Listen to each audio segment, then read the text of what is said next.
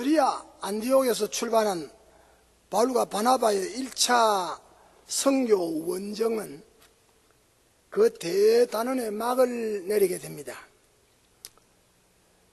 실로 아름다운 결산입니다. 하나님께서 계획하신 세계 선교가 아주 성공적인 결실을 맺으면서 승리의 기원을 하는 장면을 우리가 본문에서 봅니다. 사도행전 14장 19절 이하입니다. 먼저 우리는 돌에 맞아 죽었던 바울을 봅니다. 사도행전 14장 19절에 유대인들이 안디옥과 이고니온에서 와서 무리를 초인하여 돌로 바울을 쳐서 죽은 줄 알고 성 밖에 끌어내쳤다. 시체를 던져버렸다. 그 말입니다. 이 사건은 바울과 바나바가 루스드라에서 나면서부터 안전병이 된 자를 고친 결과 사람들이 저들을 제우스와 허메스 신으로 초항을 하려는 것을 금했습니다. 그리고 하나님을 하나님 되게 하고 사람을 사람 되게 하고 그 다음에 만물, 자연을 자연으로 돌려보내는 바른 인간화, 바른 신간, 바른 자연관을 설파했습니다.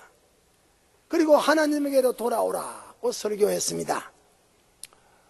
루스드라 사람들은 처음에는 바울과 바나바의 말을 듣고 저들의 신으로 섬기려고 하는 일을 중단했습니다. 그러나 얼마 후에 이고니온과 안디옥에서 바울을 쫓아내었던 무리들이 때를 지어 몰려 그곳까지 왔습니다. 아주 먼 길입니다. 온 유대인 불량배들의 선동에 따라서 루스드라에까지 와서 바울을 돌로 쳐서 그 결과 죽어버렸습니다. 그래서 성 밖으로 던졌습니다. 옛날에 바울 자신이 기독신자 스데반을 돌로 치는 일에 가담한 그때와 같은 겁니다. 스데반이 죽었을 때 바울이 서가지고 정인 노릇했던 그때 장면과 똑같은 겁니다.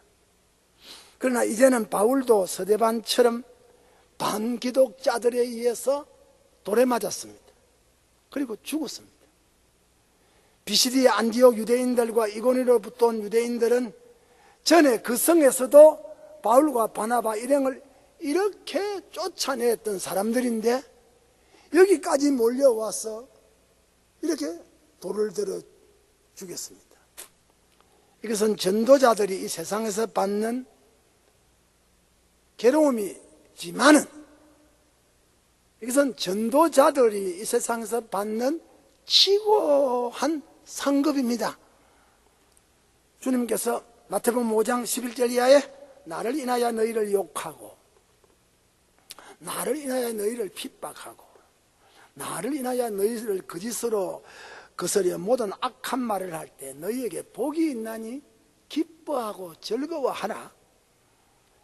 하늘에서 너희 상이 큼이라. 너희 전에 있던 선지자들도 이같이 핍박하였느니라 하신 주의 말씀의 예언이 지금 루스드라의 돌맞은 바울에게 적용이 된 것입니다. 바울은 루스드라에서 예수님 이름 때문에 여러분 비시디아 안디옥에서 쫓겨나오다가 또 저들은 이고니에서 쫓겨나오다가 마침내 루스드라에서는 이제 돌에 맞아서 죽었습니다. 예수 이름 때문에 돌에 맞아 죽음에 이르렀던 사실은 바울이 후에 고린도 교회를 향하여 편지할 때 이 사실을 언급을 했습니다. 다시 일어나는 바울을 보세요. 20절에 제자들이 둘러섰을 때 바울이 일어나. 제자들이 둘러섰을 때 바울이 일어나 성에 들어갔다가 하는 말입니다. 우리 본문에 저들이 성 밖으로 내던짐을 당한 바울의 시체 곁에 둘러섰다. 아마 그의 시체를 장례하기 위한 신자들이었을 것입니다. 여기 제자들은 바울의 전도를 받고 이미 다른 곳에서 그를 따르고 또 여기에서도 신자가 된 그리스도인들이 돌에 맞아 죽은 바울의 시체를 둘러서고 있었습니다. 그런데 그 시간에 그 사람들이 보는 가운데 바울이 일어났다 그랬습니다. 그리고 다시 루스드라 성 안으로 들어갔다. 혹자는 바울이 기절했다가 일어났다. 천만에 성경은 죽었다고 했습니다. 여러분, 그를 치던 유대인들과 루스드라의 사람들은 그가 죽은 줄 알았기 때문에 시체를 성 밖에 던진 것입니다. 그는 돌에 맞아 죽을 지경을 당할지언정 저들이 전하는 복음 예수 그리스도 구원은 돌에 맞을 수가 없습니다. 복음은 망할 수가 없습니다. 복음은 죽을 수가 없습니다. 돌에 맞아 죽을 지경을 당한 성 밖에서 그는 주님 능력으로 다시 일어났다. 그리고 대적들이 머물고 있는 자기의 돌지다던 성 안으로 다시 들어갔다. 다시 일어나 다시 들어갔다. 그것은 자신의 근제를 보여주기 위함입니다. 내가 죽은 자 같지만은 살아있지 아니한가. 주를 향한 뜨거운 전도의 열정이 아직도 그대로 살아있음을 보여주기 위함이 아닌가. 너희들은 나에게 돌질하지만은 나는 다시 너희에게 복음을 계속해서 전해야 되겠다고 하는 바울의 태도가 아닌가. 다시 일어나 성에 들어가는 바울의 모습은 실로 세상이 감당하지 못할 불사조의 모습이 아니었던가. 이 일로 말미암아 그를 따르던 신자들에게 그 얼마나 큰 용기와 기쁨을 주었을까. 이때 그 성에 살던 디모데가 이 장면을 잘 보았을 것입니다. 아마 이런 사건들이 전개되는 그 장면 앞에서 디모데가 회개하고 신자가 되어 나중에 바울의 믿음의 아들이 되었습니다. 돌에 맞아 성 밖으로 내동댕이 침을 당한 바울은 다시 일어나야만 했습니다. 이유는 아직까지 그가 주께로부터 받은 복음 전파의 사명이 남아있기 때문입니다. 아직도 자기 일이 남아있기 때문입니다. 아직도 그가 달려가야 될 수많은 복음 전선이 남아있기 때문입니다. 주의 일을 해야 될 사람들은 그 맡은 일을 다하기 전에는 죽을 수가 없기 때문입니다. 참된 전도자들은 돌에 맞아 성 밖으로 버림을 당하는 역사 세계에서 냉대를 당하여 추방을 당하는 일이 있더라도 다시 일어나야 됩니다. 그리고 다시 대적의 성을 향하여 들어가야 됩니다. 생명의 불사조처럼 말입니다. 그 다음 더베로 가는 전도의 길을 봅니다. 14장 20절에 이튿날 바나바와 함께 더베로 가서 그랬습니다. 이게 더베라고 하는 것은 루스드라 동남쪽 27km에 있는 주 경계의 도시입니다. 로마 황제 글라우디오의 이름을 따라서 글라우디오 더베라고 불렀습니다. 14장 21절에 거기에서도 복음을 전하여서 많은 사람을 제자로 삼았다. 절대로 복음은 공수로 돌아오는 법이 없습니다. 여러분, 돌아가는 길에 더베를 들렸는데 더베에서도 입을 열렸고 더베에서도 사람들에게 복음이 전파되었고 전파된 복음은 믿음의 역사를 일으켜서 믿는 자 바울의 사상과 행동과 걸음과 주의를 따르는 제자들이 생겼다. 넷째로 돌아오는 길입니다. 돌아오는 길에 옛날에 전도했던 장소를 다시 돌아갑니다. 재차 방문의 의미가 어디 있느냐.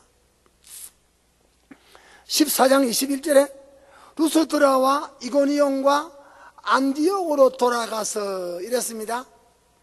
14장 24절에 비시디아 가운데로 지나서 밤빌리아에 이르러 돌아가는 길이 지목입니다. 지명입니다. 14장 25절에 돌을 버가에 전하고 이탈리아로 내려가서 그랬습니다.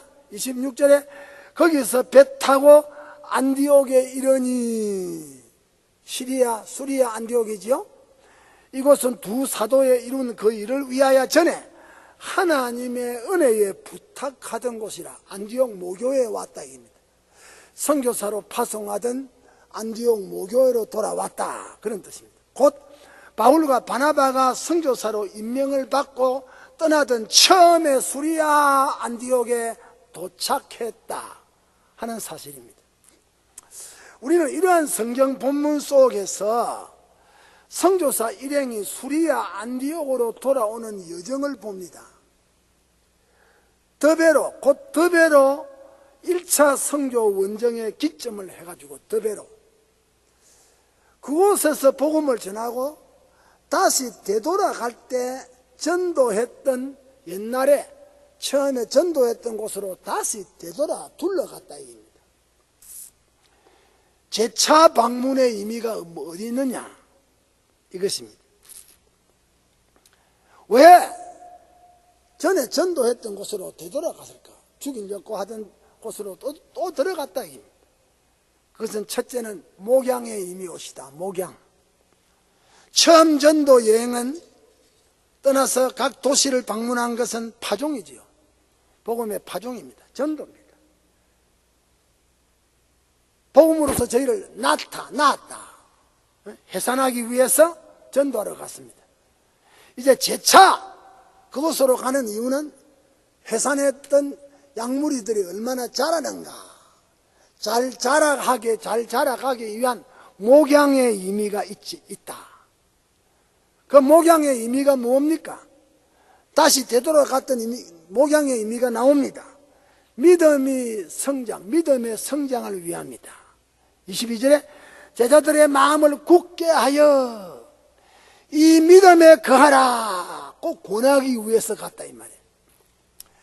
마음을 굳게 하라 이 말은 더욱 단단하게 뿌리를 내리라, 더욱 단단하게 예수 믿는 뿌리를 더욱 견고히 하라, 그 말이에요. 믿음에 거하라, 믿음 안에 남아있어라, 믿음 안에 남아있어라. 말로 복음의 중심 내용을 확실히 붙잡아라.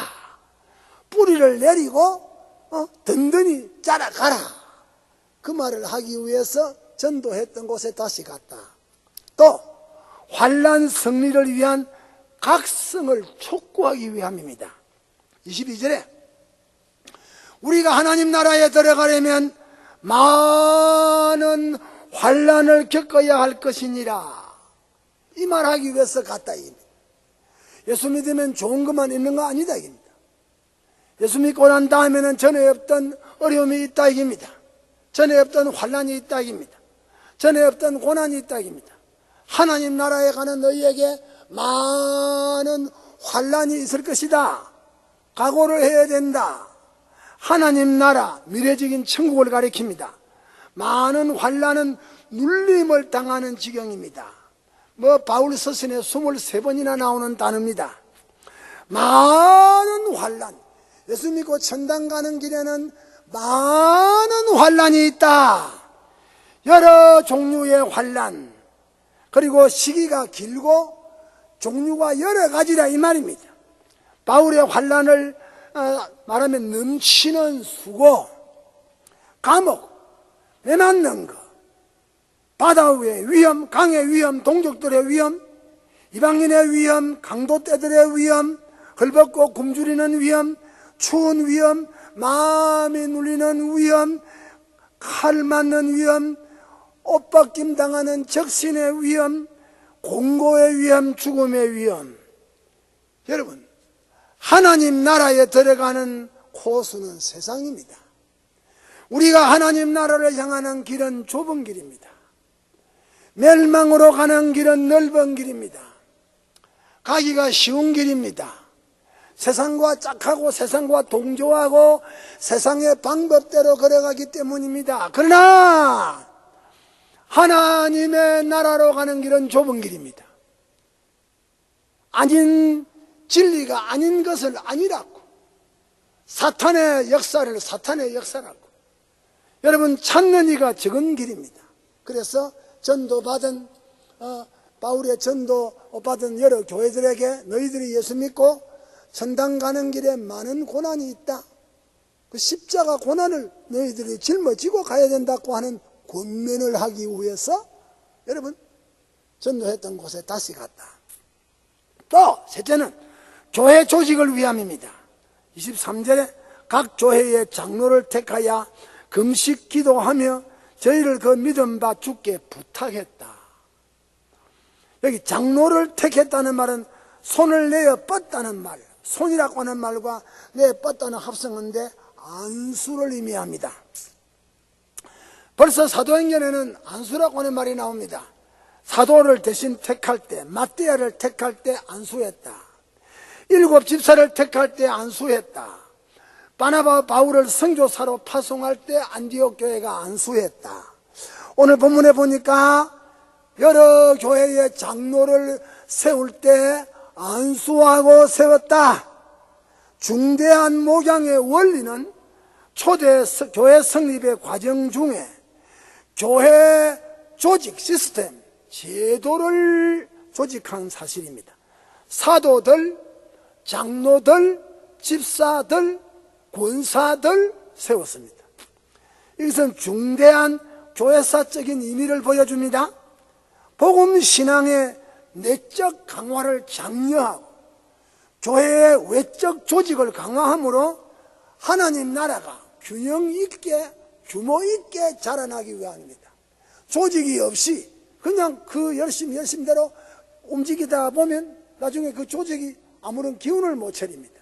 그래서 하나님은 교회를 말할 때 교회의 머리이신 주님, 교회 몸인 주님, 그리고 교회 지체인 목사, 사도, 장로, 집사, 이러한 교회 조직을 체계화했습니다. 질서의 하나님이지요.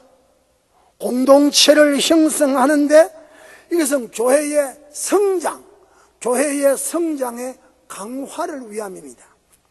이러한 교회 성장을 목적하고 선교사들은 제1차 선교 원정을 마무리 지음에 있어서 왔던 길로 되돌아갔다. 사실상 루스드라, 이고니온, 비시디아, 안디옥, 버가 등지를 다시 찾아가는 길은 인간적으로 생각할 때 가기 싫습니다. 죽이려고 했고 돌에 맞았고 쫓아낸 곳입니다. 루스드라에서는 돌에 맞아 성 밖으로 내던짐을 당한 곳입니다. 이고니온에서는 핍박과 공갈을 받아 쫓겨났고 비시디아 안디옥에서도 쫓겨났던 곳입니다.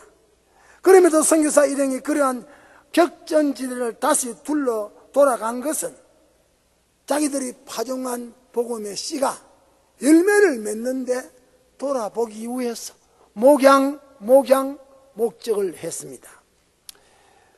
예수를 믿게 된 하나님의 백성들을 잊을 수 없을 뿐 아니라 저들의 신앙 성장을 위해서였다.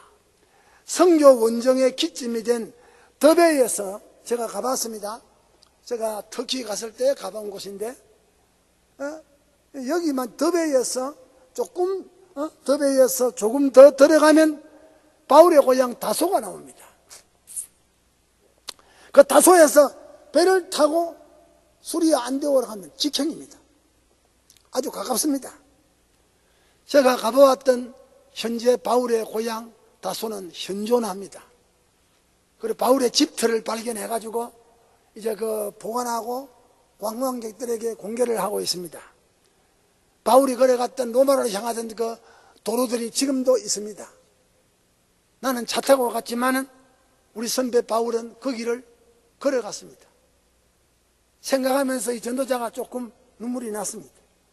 그래 바로 갈 수 있는 길이 있는데도 항구로 내려와 배를 타고 수리아 안디옥으로 가지 않고 둘러서 왔던 길을 죽이려고 하던 길을 또 되돌아서 그렇게 선교 순방을 다시 재확인하고 돌아오는 길입니다. 그럼에도 왔던 길로 회전하였습니다. 그것이 양떼를 생각하는 목양 사명 때문입니다.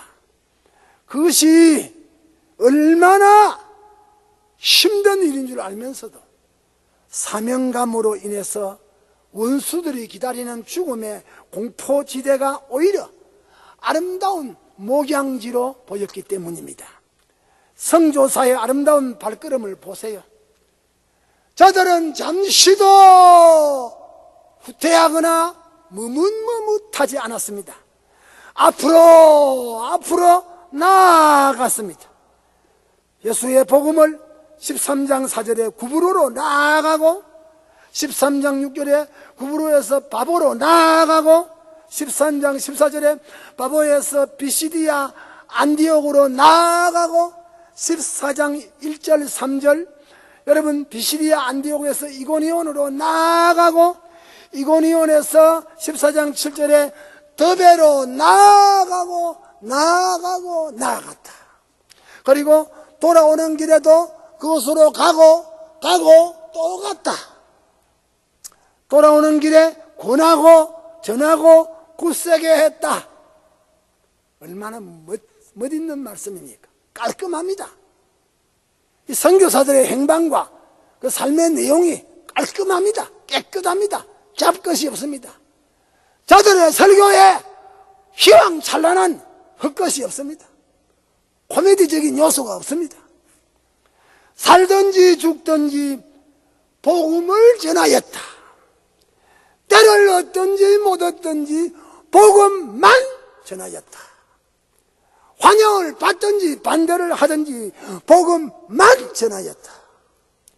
가는 길에 오는 길에 복음만 전하였다. 죽든지 살든지 복음만 전하였다. 그 결과는 가는 곳마다 교회가 세워졌다.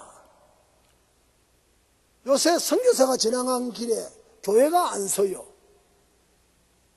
웃기는 겁니다. 선교사가 이름을 가지고 지나가는데 교회가 없어.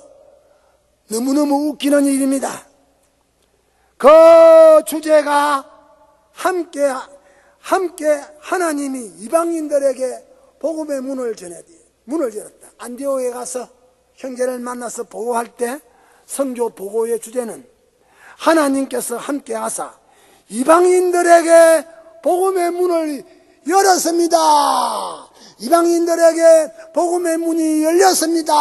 이것이 바울이 안디옥 교회에 돌아와서 던진 선교 보고의 첫째 제목입니다. 참으로 아름다운 결과였다. 승리의 결과였다. 예수의 이름이 전파되는 곳마다 하나님의 나라, 교회가 세워졌다. 기쁨의 좋은 소식을 전하는 사람들의 아름다운 발이여.